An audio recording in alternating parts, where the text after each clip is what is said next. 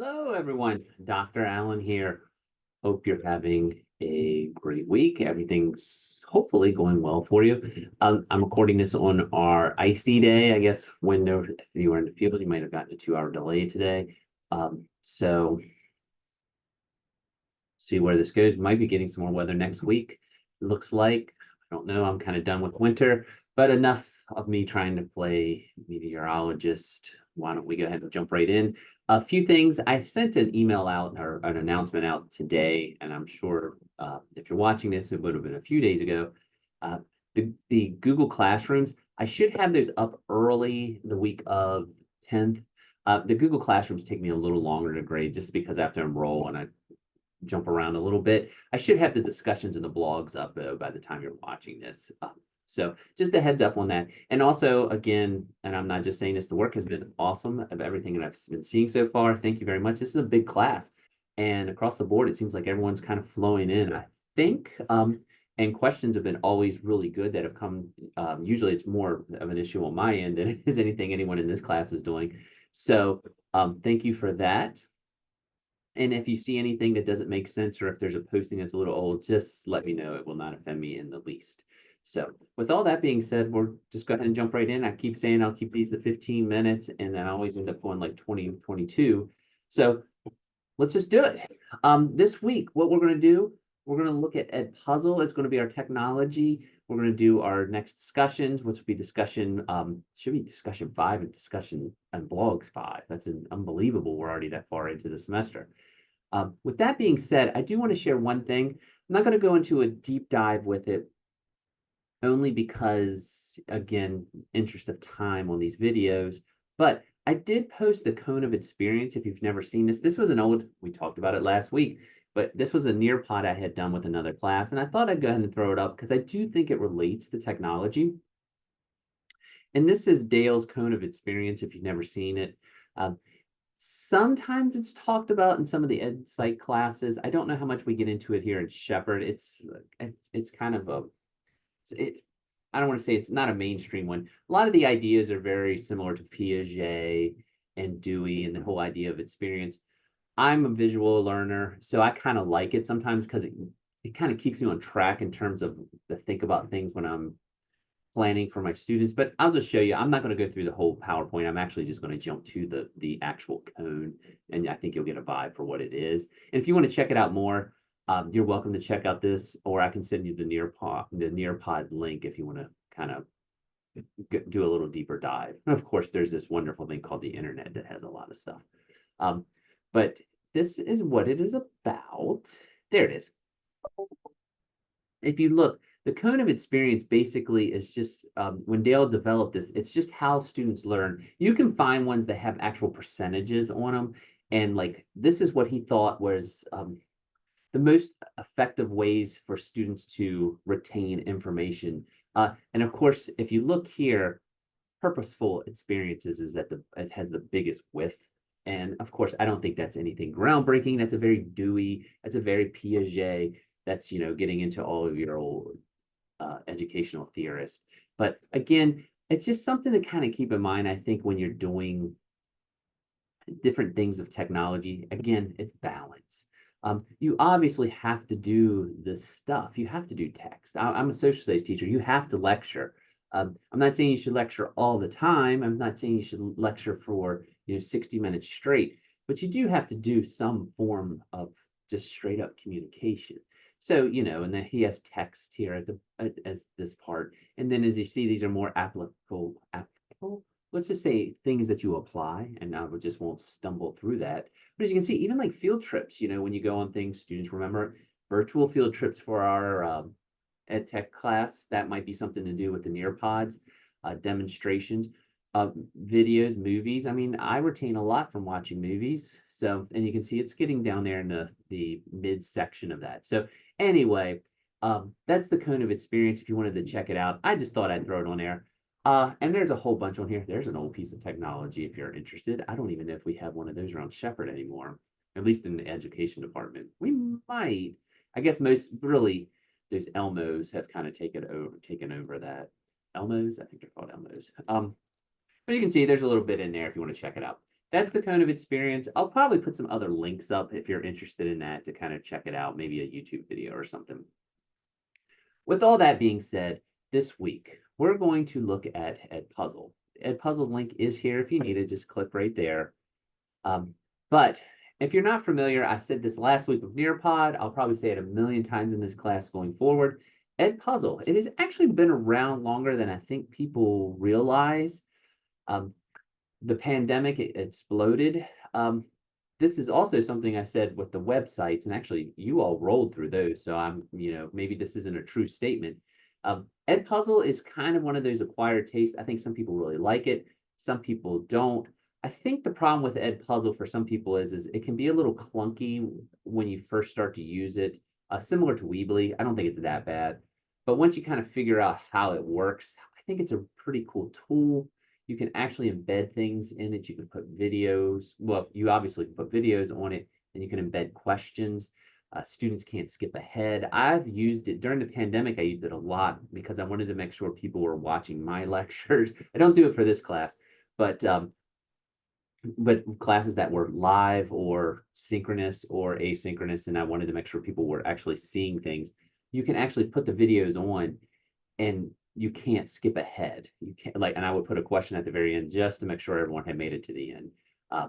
But be that as it may, I'm talking kind of ahead of the game. Let's just go ahead and talk about it. How do you use Edpuzzle? Well, Edpuzzle, just go to the Edpuzzle site. You can log in, and again, you're going to pick teacher. It will probably, if you're signing up regularly, it may ask you for your school. Make sure you pick teacher, and if it does ask you for your school, you can put Shepherd University. That's fine. This isn't a blood oath or anything like that. It's usually the easiest thing to do. I'm just going to go ahead and sign in, and boom, I'm in. You use Google. This is it. As you can see, I've already fiddled around here a little bit with it, but you'll probably come to a screen like this. And for the assignment, let's jump back in here. I think I should have it right here. Yeah, there we do. You're going to create an Edpuzzle account. Your Google will do that for you. You're going to select a video. I'll show you how to do that. I will say this, you can make your own videos. I think for the purposes of this assignment, it would probably be easier if you just pick like a YouTube video, a Khan Academy video, or a crash course or something like that. Once you select it, I do want you to trim the video to no more than 5 minutes. One, I do try to watch them. And also, I want you to kind of get a little bit of experience editing. You can edit it less than 5. I would say you want to keep it between 2 and 5 minutes.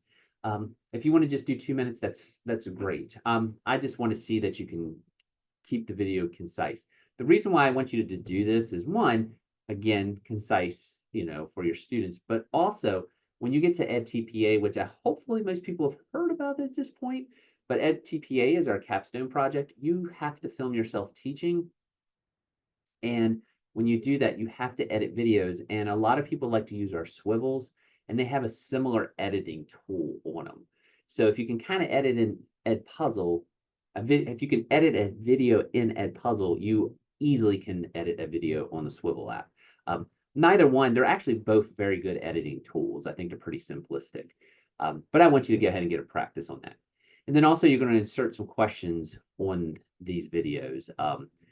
5 of them. So, but again, let's go ahead and jump in and I'll show you what I'm talking about.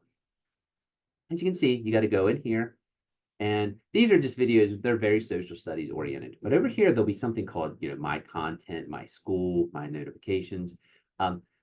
There's something called my class. I want you to create a new class because this is where you're going to assign your video. So click the plus. And if you look, you can link this. We're not going to do this for this class, but you can link these videos or embed them easily into Google Classroom. You can do it on Teams. You can do it on Blackboard. That's something my son's school actually uses. You can do it on that right there, Brightspace, D2L. I was actually going to say D2L is Brightspace, but I forgot that the word was actually there.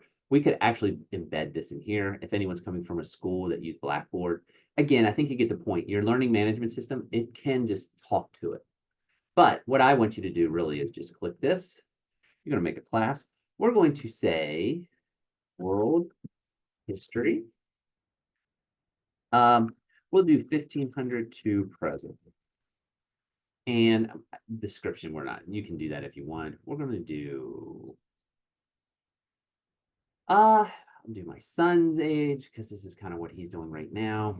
And we're going to hit just classic. We're going to create class. As you can see, it's right there. Pretty cool. And there's nothing assigned in it yet. Oh no. So here's what we're going to do. If you go up here, you can look, search, and I have French Revolution in there. But there's all of these. You can just search and videos will pop up all over the place. I would recommend, just for quality, to click YouTube. I just think YouTube's just the easiest one to use. But as you can see, these are all the videos that are popping up on YouTube related to the French Revolution. And they're not, if you look, I'm going to jump back here real quick. Sorry. I do want to make a point. If you notice when we do the search, and the reason why I want you to do this, I think it'll throw you off if you do this. These are pre-made ones. What you can do, and it looks like Crystal here has been very, very busy. You can actually copy these and put them in your class. I don't want you to do that. One, I'll be able to see that you've done it, and it's one that you haven't made. But these are, if you decide to use this tool, you have access to these videos. And these right here, these little, I call them teardrops, but I don't know what they're supposed to be. Those are questions that were already added in notes. That other teachers have done. So again, good teachers steal, good teachers borrow. There is information here on Edpuzzle. Now, let me go back here. Let me hit this. I'm going to hit my YouTube. I did French Revolution search. I'm going to hit YouTube, and I'm going to pick a video. Again, whatever you think is great works for you.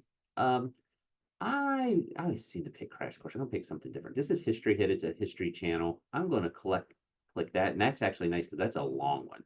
All right, so I'm going to click that, and as you can see, it's there. That's Marie Antoinette, and as you can see, I said we have to trim this, and you see these are other people that have used this video, and they've kept it the same length.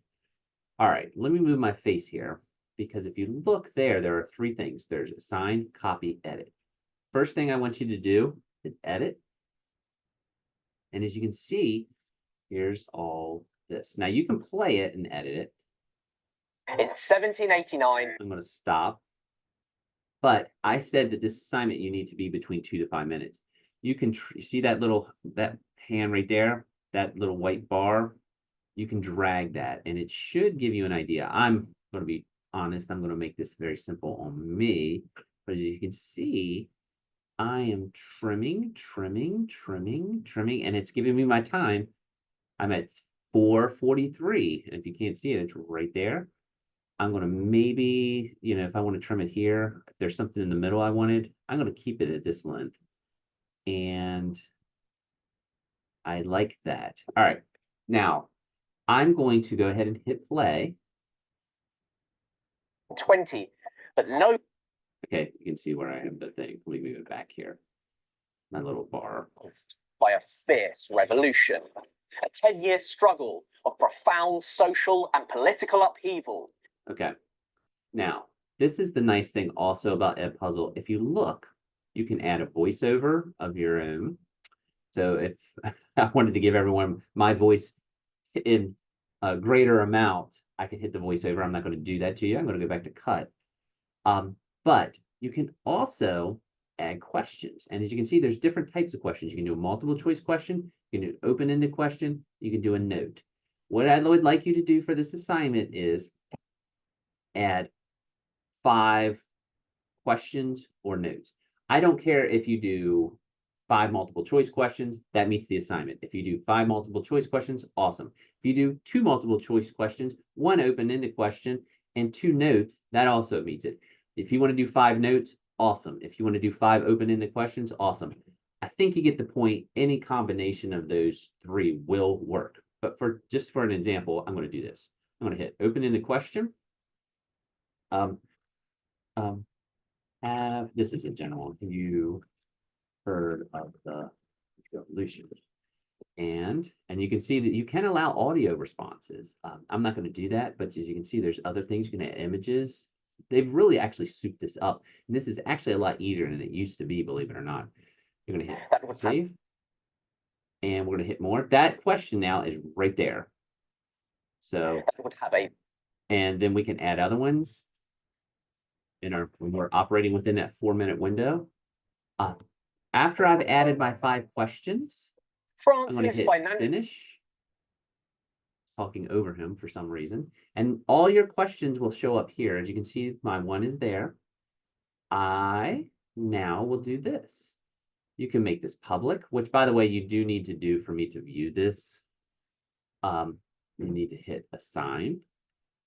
And we're going to assign it to my world history class. All students, some students, we're going to do it to all students. I'm going to hit next. And then you get your choices, your demographic, well, demographics, your how you want to set it up.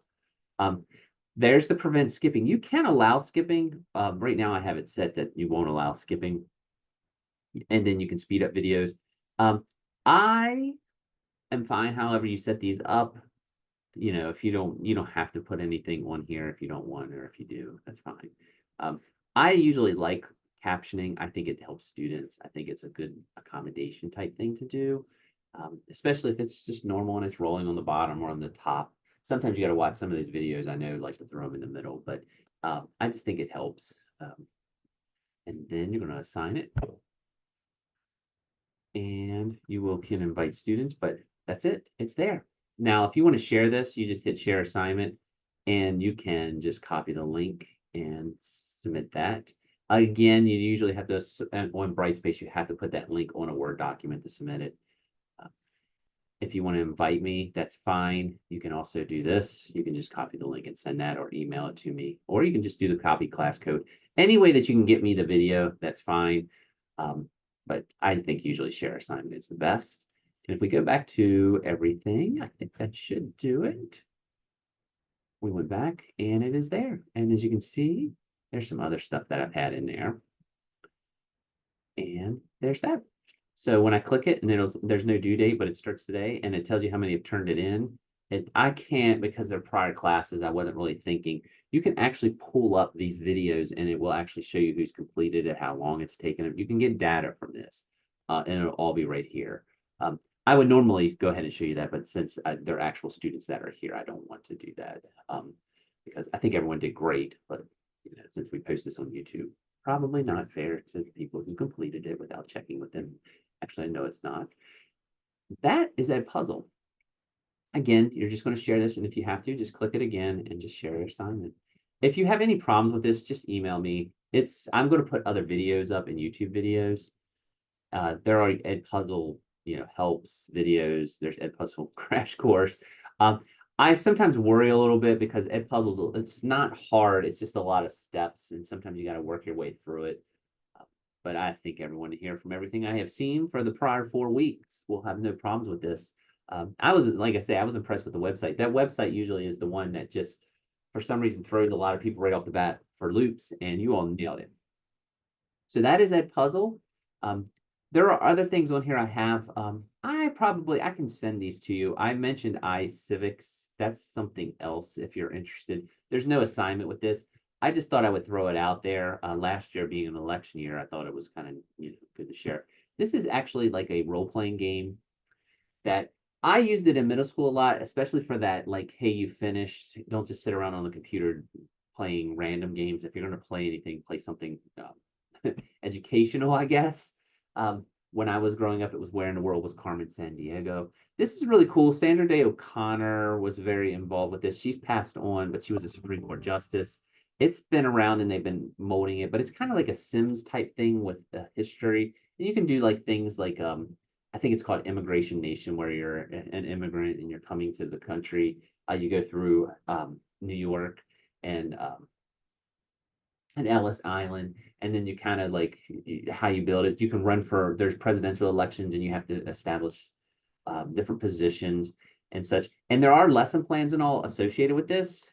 There's a ton on here. Again, we have no assignment with this. I just wanted to share it with you because I thought that this would be something probably in the 3rd to 8th grade world might be very nice.